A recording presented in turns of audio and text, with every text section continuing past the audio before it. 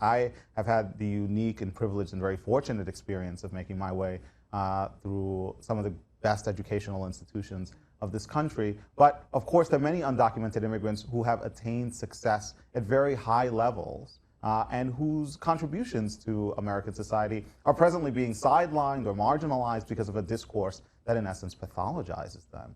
And I'm not thinking solely of a character like Donald Trump, although Donald Trump has gotten much of the news these days. I'm thinking of the conversation that revolves around undocumented immigrants as being illegals, as being people who are beyond the pale of the law. And so at the very core of my memoir is an attempt to engage in this conversation and to show that the undocumented are contributing to many different communities across the United States in all walks of life and are really poised to make a significant and far-reaching longer-term contribution to U.S. society. But the key is, if we allow them to secure the legal status that will prevent them from living precarious and marginalized existences. Right, and this lack of legal status, the lack of papeles that you had growing up, that defined you. And as you told me, it was really the drumming in the background music of your life.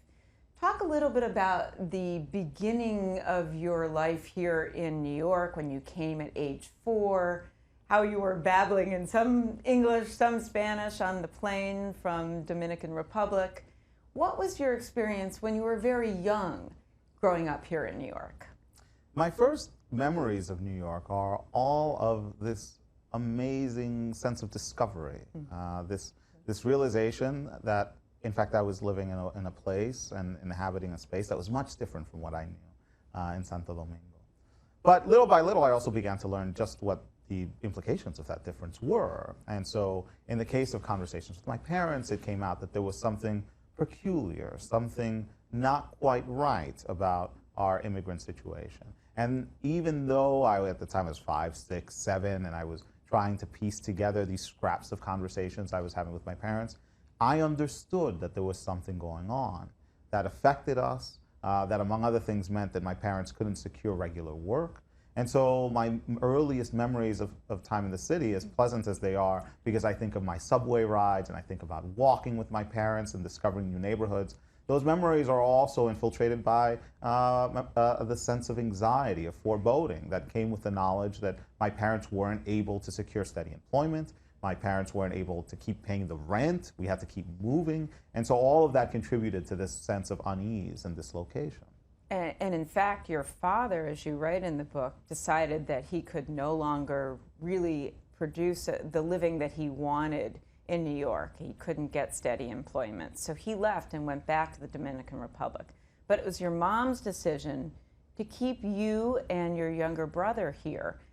She told me at one point when she talked to your kindergarten teacher and learned how well you were doing, that was one aspect that made her decide, we've got to keep the family here. Talk about that fateful decision that she made to keep you here despite being undocumented.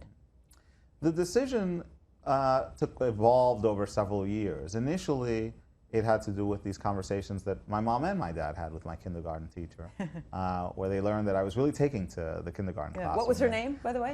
So I had several kindergarten teachers.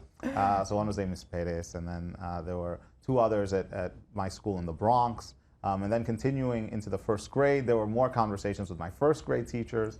And one of the things that came out in these conversations was that not only was I enjoying the classroom, I was enjoying the process of learning English. And I really seemed taken with this possibility of learning a new language, and I'd embraced it, and I seemed to be very at ease in the classroom. And so my mom was inspired by these conversations to begin thinking, well, it would be great for my children to have a U.S. education. It would be wonderful for them to be exposed to the full range of educational opportunities available here. But my dad was very worried because one of the difficulties that had presented itself and that would continue presenting itself was precisely that issue of not being able to secure steady employment and, as a consequence, not being able to support us in the way that he wanted to. And eventually, things came to a head. He told my mom that he wanted to return to Santo Domingo with us.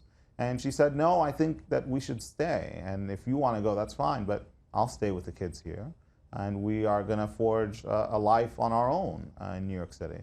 And I will make it so that my children have the very best educational opportunities available to them here in New York City.